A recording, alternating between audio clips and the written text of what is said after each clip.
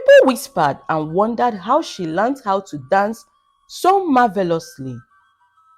Who would have thought that such an exceptional talent was buried within the village albino?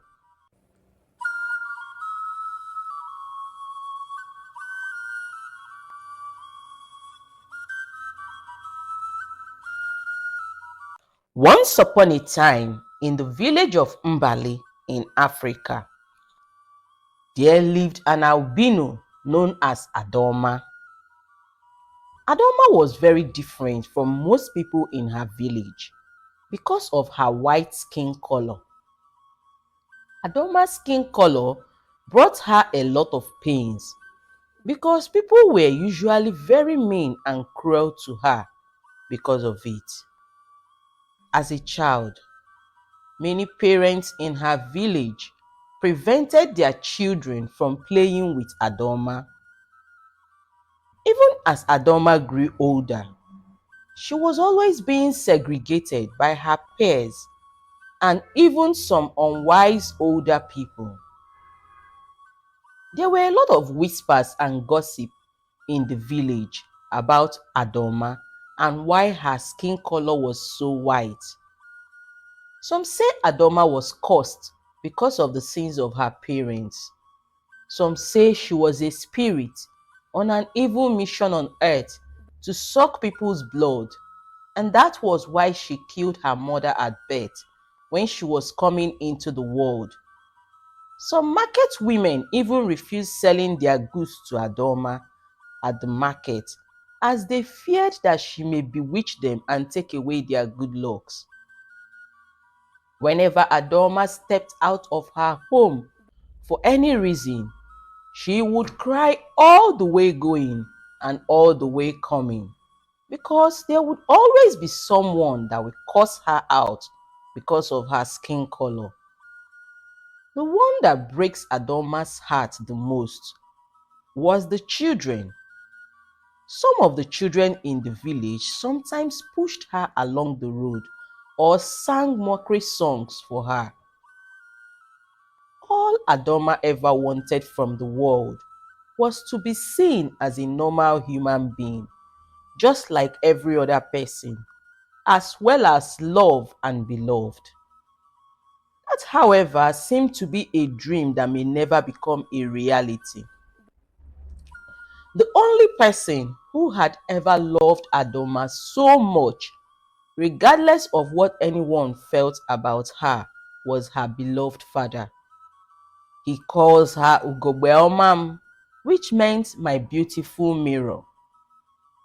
Every night, whenever everyone in the village had retired to their various homes, Adoma's father would sit with her outside their hut beneath the moonlight and tell her beautiful folklore stories. He would teach her amazing cultural songs, and sometimes they would stand up to dance along. Adoma continued this beautiful ritual on her own, even after she lost her beloved father and moved closer to the stream, away from people, because when she dances, her soul leaves her body and she feels completely enclosed in an unimaginable type of joy that draws her to the reality that we as humans are our soul and not what we look like. One fateful night, after Adoma had just finished dancing out her heart to feel better and was about entering her hut, she noticed that there was a lifeless body lying down the riverbank. She was shocked as well as scared, but she bravely went down the riverbank to find out what was going on. When she got closer to the lifeless body that had just been washed ashore by the water, it was a young man. She bent down and placed her hands over his nose to check for breath, but he was not breathing. Adoma quickly locked her fingers and started pressing them on the young man's heart. and giving him the breath of life on intervals while tilting his head backwards. Adama was so confused and scared because the young man was not responding to all she was doing. After about 30 minutes, Adama heard a cough from the young man as water started coming out of his mouth. She quickly bent him sideways and folded his legs for support.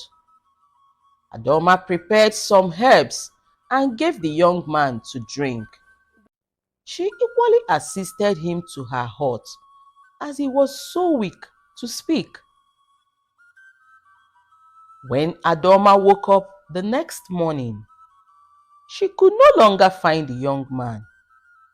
She was so confused as well as terrified. She wondered if she had slept with a spirit in her hut the previous night.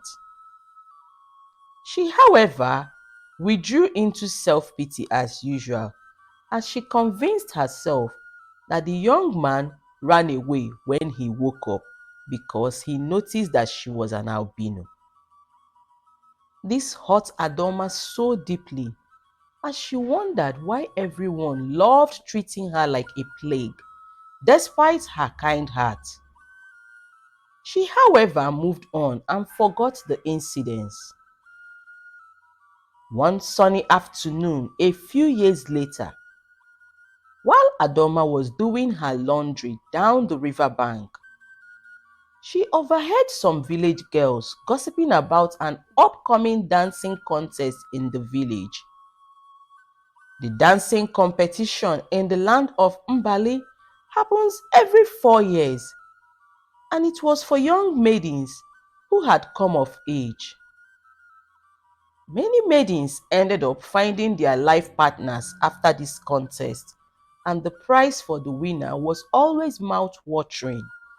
That if the winner for the year was a diligent one, she will never know lack in her life again.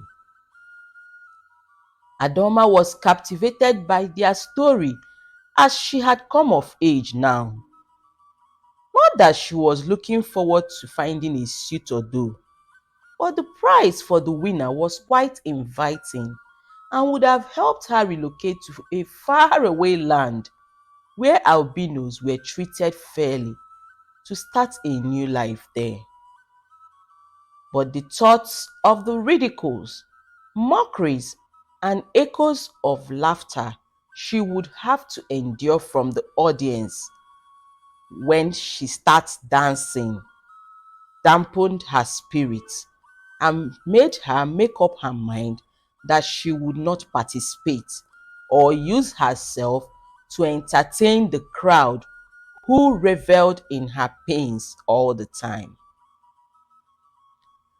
The D-Day for the dance competition finally arrived, and there was excitement all over the village as everyone gathered at the village square, adorned in beautiful costumes. They looked so bright in anticipation for the day's event.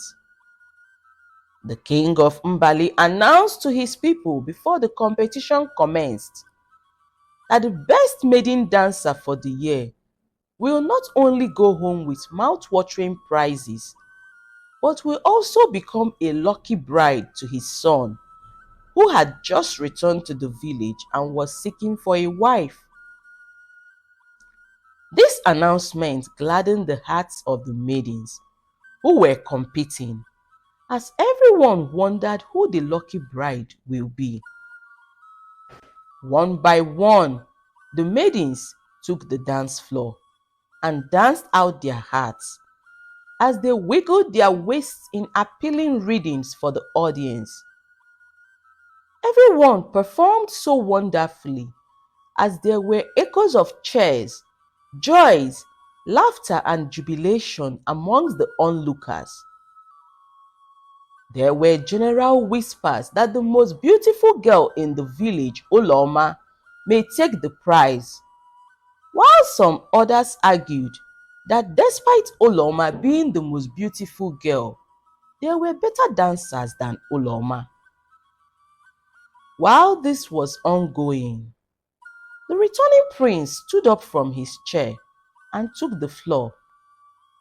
There was silence everywhere as he started walking towards the dancers, who were smiling so brightly and winking at him so that he would find them attractive and choose them.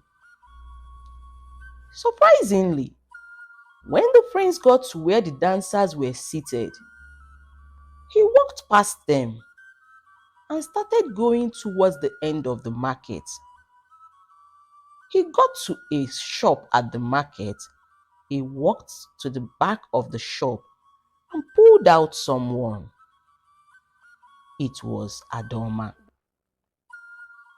Everywhere went silent as everyone stared in disbelief, wondering what Adama was doing at the venue of the dance competition and who must have invited her. Some were starting to giggle, waiting to watch the strict punishment the prince will give to her for disrupting their joyful event with her presence, despite knowing she didn't belong there. One look at the prince when he came closer, and Adoma recognized him. "You!" she exclaimed. "You ungrateful man like the rest. Why are you pulling at me?" The prince immediately knelt down before Adoma, with head bowed to the ground and tears in his eyes. He said, "Please forgive me." There was sudden silence everywhere, as everyone was confused over what was going on. It happened that the prince was the young man Adoma saved his life some years back.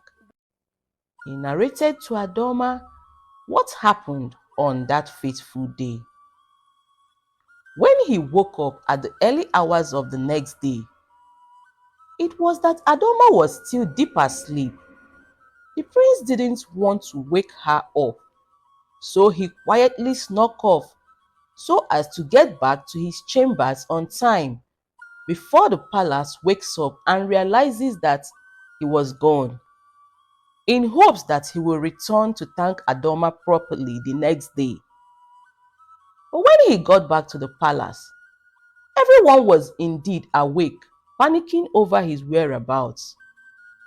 When the king learned that he snuck off for a party in a neighboring village, the king angrily sent the prince away to a faraway land to go and stay with his soldier uncle, so that his uncle will raise him alongside other young military men the uncle was raising for the village. Adoma had no option but to forgive the prince after listening to his narration. The prince surprisingly continued trying to pull Adoma out. He told Adoma that he caught a glimpse of her dancing behind the shop and she was his choice. Noise, hisses, and loud protests filtered everywhere as the audience, as well as the king, wondered if the prince had gone mad to choose an albino as his bride. But the prince insisted that Adoma was his choice. The prince brought Adoma to the dance floor, whispered some words in her ears, and asked the drummers to start the musicals.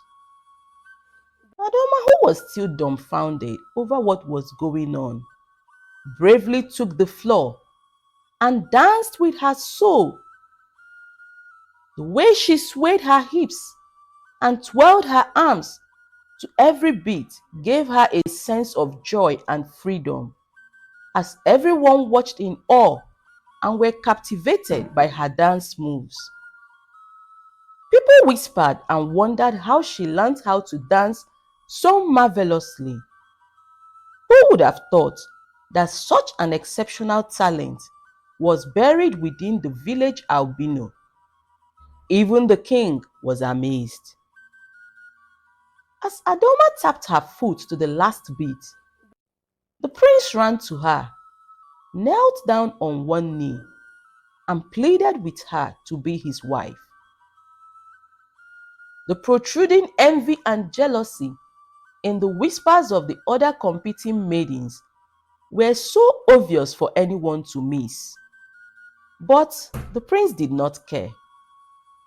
He took Adama by her hands to his father, and once again, but clearly this time, narrated how Adama didn't only win the dancing competition, but was the reason why he was still alive. He told everyone the story of how Adama saved his life way back. The king was filled with great love and admiration for Adama after listening to the story.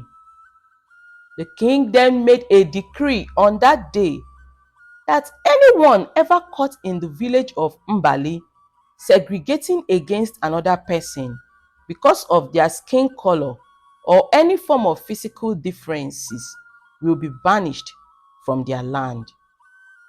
The king organized the biggest wedding feast the village of Mbali had ever known for the prince and Adoma, and they all lived happily ever after.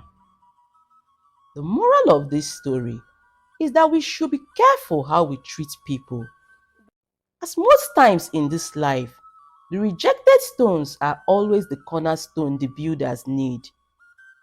Secondly, we should stop treating people bad because of their physical differences, as our soul is what determines whom we are and not our physical appearance. Thank you.